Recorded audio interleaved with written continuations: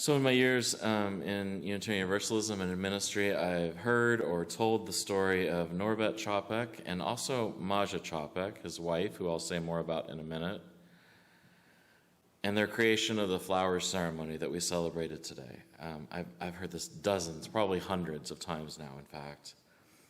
It's among my very favorite stories of our faith, of two people who found one another, who found a faith that they shared, who built a congregation, ultimately of thousands of people, in between the world wars, in the midst of great economic hardship a century ago. Norbert, too, was deeply involved in the International Association for Religious Freedom, which still exists, and it connects religious groups around the world, including our Unitarian Universalist Association, other Unitarian groups in Asia and Africa and Europe, groups from other religions like Rishoku Seikai, which is a Buddhist group in Japan, Tsubaki Grand Shrine, which is a Shinto temple, also in Japan, where I studied briefly about a decade ago, more than a decade ago now, I guess. Norbert Čapek was a huge believer in the importance of religious education, too. Something I always like to lift up from him. Quoting an article by Richard Henry, Čapek defined religious education as an endeavor to awaken the inner forces of the child and teach him how to organize, harmonize, and adapt them to the ever-changing influences which come to him from outside. Čapek identified 5 fundamental and 5 supplementary feelings and abilities a modern religious education from a child. The ability to have faith and confidence, the ability to hope, the feeling of worship, charity and selfless love, and conscientiousness. One characterized by these qualities, Čapek said, could be said to be a truly religious person. I really love that. I think that's really great. Norbert Čapek wrote more than 90 hymns, too. If you look in our hymn book, a couple of them are included, actually. I said I would talk about Maja for a second, too. She often gets forgotten in Norbert's shadow, which is unfortunate, because she was the one who came back to the United States after his death and really helped spread things like the flower ceremony. She was also a minister of the church they founded. She was a mother. She was really an amazing woman in her own right. The other thing I want to talk about, particularly Norbert, he was someone who stood up for his beliefs to the very end.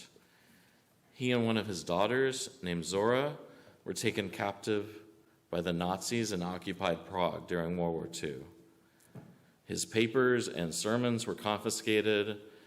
He and his daughter were accused of the crime of listening to foreign radio broadcasts, which was punishable by death, by the way, in the Nazi regime. And he was eventually killed in a concentration camp. It was reported he died from heart failure, but it's generally believed that he was executed by the Nazis.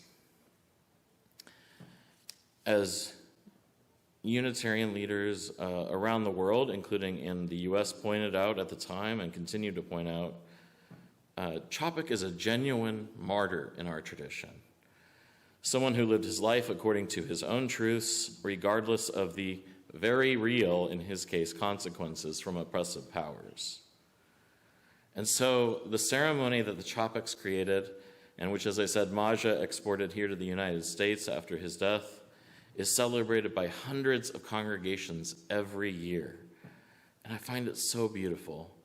The symbol of gathering flowers together, each of them different and beautiful, just as each of us comes together in congregations like this one.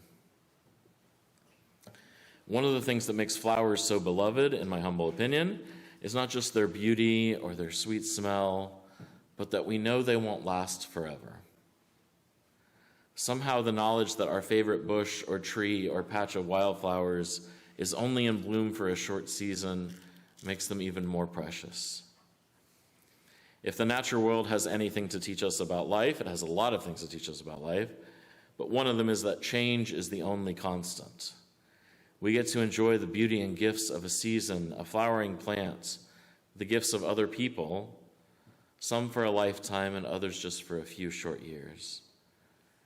And this is why the Chopeks, who founded this flower ceremony, chose flowers as the symbol for their ritual.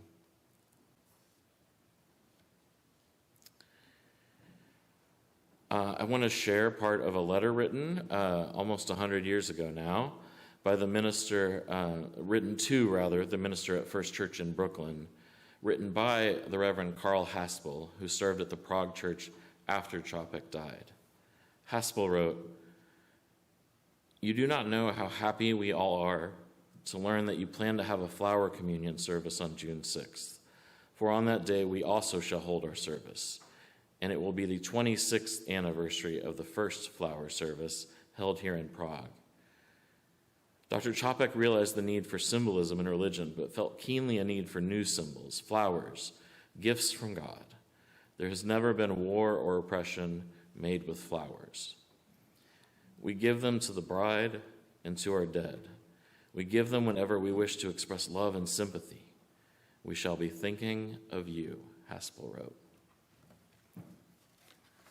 So I want to expand on something I said earlier, because for me, the flower ceremony, knowing the full story of his life, knowing a little bit about the details of his death, and frankly, looking at the country and the world around us today, I think every time we celebrate the flower ceremony, we're telling Nazis, both literal ones defeated 80 years ago, and anybody embodying their hateful legacy now, to shove off, right? Each of these flowers for me, in addition to its beauty, not instead of, but in addition, is also a big middle finger to fascists. I'm not sure that Chopek had this meaning in mind when he created the ceremony, but that's okay. We can imbue our own meaning into ceremonies. We do all the time. And I carry it in my mind now, knowing his story. Because, of course, the Nazis killed Norbert Chopek, but they couldn't kill his legacy. And so, with our flower ceremony today, we celebrate that legacy and keep it alive for one more year. And every time you see a flower, I invite you to remember that it's a symbol of beauty, of imperfection, of growth, of fleeting images of eternal truths. And, if you'll allow me today to invite you to it, of standing up to fascists everywhere. When you see a field of flowers, know that its beauty is a symbol for all of us to hold in our hearts and to attempt to replicate in our lives.